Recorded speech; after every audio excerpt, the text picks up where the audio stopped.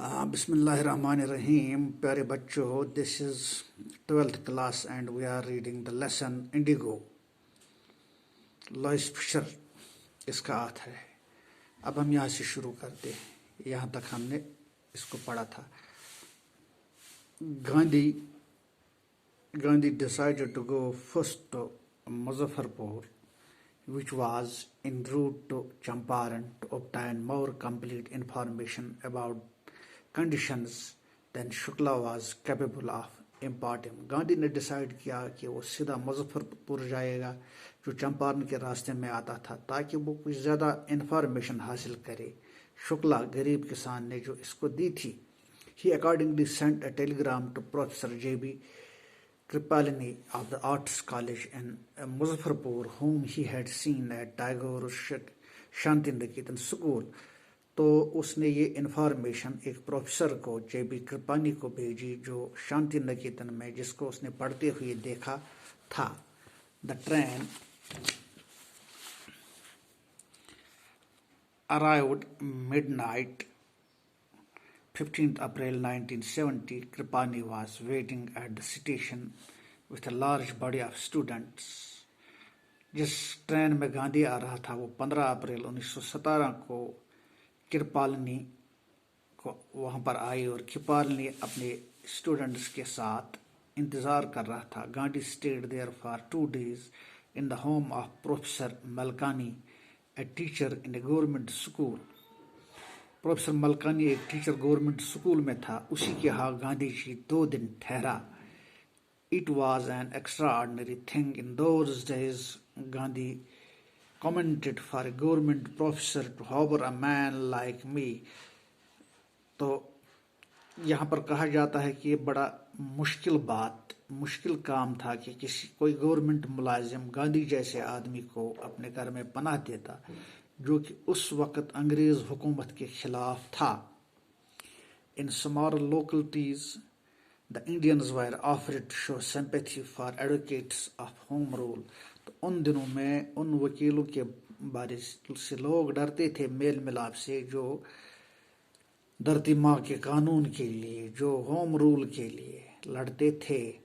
The news of Gandhi's advent and of the nature of his mission spread quickly through Muzaffarpur and Champaran. Gandhi کے وہاں آنے کی اور اس کے مشن کے بارے میں یہ خبر آگ کی طرح پھیل گئی مظفرپور میں, چمپارن میں. Sharecroppers from Champaran began arriving on the foot and by convenience to see their champion. تو چمپارن سے لوگ پیدل وہاں پر آ گئے مظفرپور میں تاکہ وہ اپنے سیرو کو دیکھیں. Muzaffarpur lawyers called on Gandhi to brief him. Muzaffarpur کے لائرز نے گاندھی سے کہا کہ وہ انہیں کچھ بتا دے. They frequently represented peasants groups in court. They told him about their case and reported the size of their fee. انہوں نے مظفرپور کے لائرز جو تھے اپنے frequently represented peasants جو اکثر ان غریب کسانوں کا معاملہ کورٹ میں دیکھتے تھے, اور اس فیس سٹرکچر کے بارے میں بھی بتایا جو وہ ان غریب کسانوں سے لیتے تھے. Gandhi chided the liars for collecting big fee from the sharecroppers. He said, I have come to the conclusion that we should stop going to the law courts. Gandhi نے ان وکیلوں کو ڈانٹا کہ وہ اتنی زیادہ فیس ان سے کیوں لیتے ہیں. اس نے کہا کہ میں یہاں پر اس نتیجے پہ پہنچا ہوں کہ ہمیں کورٹ میں جانا ان غریب کسانوں کے لیے بند کر دینا چاہیے. Taking such cases to the courts does little good. اس سے بالکل کچھ معمولی سا کام نکلتا ہے. Whereas the peasants are crushed and fear-stricken. جب جو کہ یہ غریب کسان ہے یہ دبائے ہوئے ہیں اور ان کے اندر خوف ہے. Law courts are useless. یہ قانون کے جو کورٹ ہیں ان کے لیے خامخواہ ہے. The real relief for them is to be free from fear. جو ان کو اچھا ریلیف دینا ہے وہ انہیں اس خوف سے نکالنا ہے.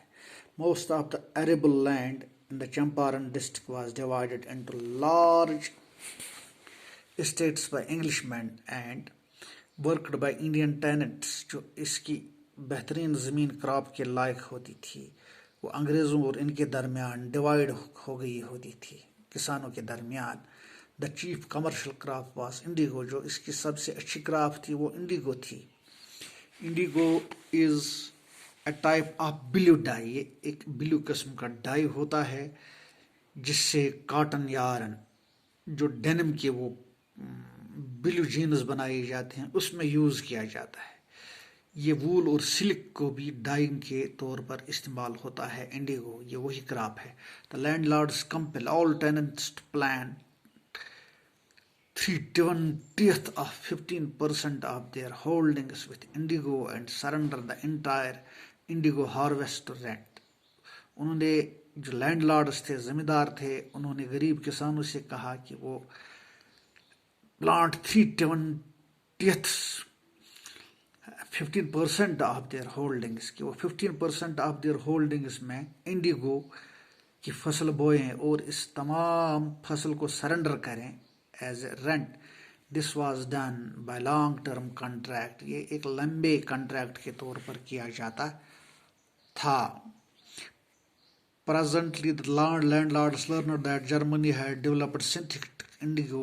They thereupon obtained agreements from the sharecroppers to pay them compensation for being released from the 15% agreement.